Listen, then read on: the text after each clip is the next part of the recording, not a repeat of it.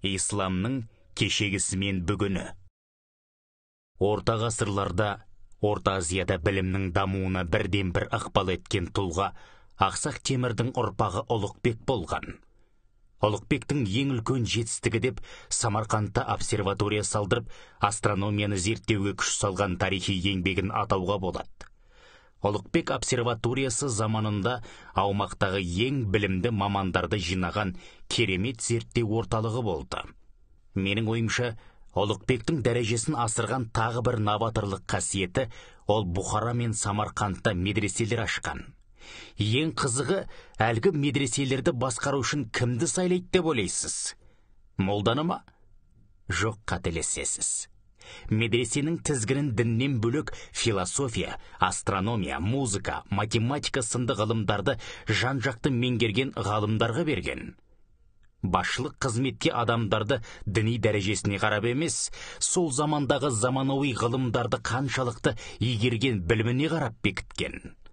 Осы әрекет үшін де тек діннің тарихын білетін молдалар Ұлықбекке іштей наразы болған. Консервативті ойлайтын, тек діннің тарихы мен исламды білетін молдаларды сайласа, шатыр кетіп елдің бәрін арғы дүниеге дайындауға кірісіп, бұл дүниенің ғылымдары мен математика мен астрономияны ұмытып кететінін Ұлықбек сол замандақ жақсы түсінген ғой. Осы қасиеті үшін де тарихта молдалар емес, Ұлықбектің аты қалды. Бүгінгі таңда бізде исламды тек діннің тарихымен түсіндіріп, тозақ пен жұмақты айта беретін молдалар арқылы емес, Ұлықбектің тактикасымен жүріп, жан-жақты білімді ғалым молдалар арқылы уағыздауымыз керек.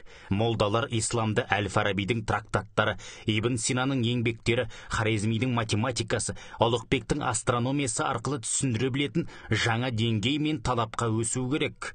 Себебі ислам тарихын айтып бір жақты уағыздай беретін, сақал мен балақтың әңгімесін айта беретін молдалардың ескі тактикалар әбден ескірді.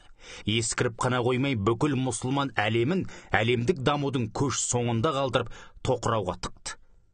Менің түсінігімде ислам тек арғы дүниеге дайындалатын дін емес, ислам ғылыммен тығыз байланысты. Егер исламның ғылыммен тығыз байланысты екені рас болса, исламды уағыздаушы молдалардың заманауи ғылымдардан неге хабар жоқ?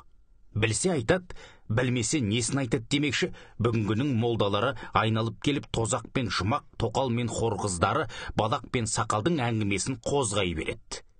21 ғасырдағы технологияның заманына сай молдалар да рухани жаңғырып өздерін тұлға ретінде өсіру керек. Жалпы айтқанда, біз исламды уағыздаудың қазақстандық жолын қалыптастыруымыз керек.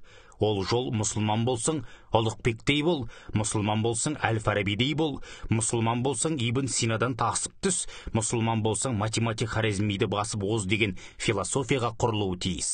Сол кезде біз намаз оқумен қатар заманауи ғылымды меңгеріп, технологиялық революция жасайтын қазақтан шыққан 21 ғасырдың Бирунилері мен Әл-Фарабилерін тәрбиелеп шығаратын боламыз.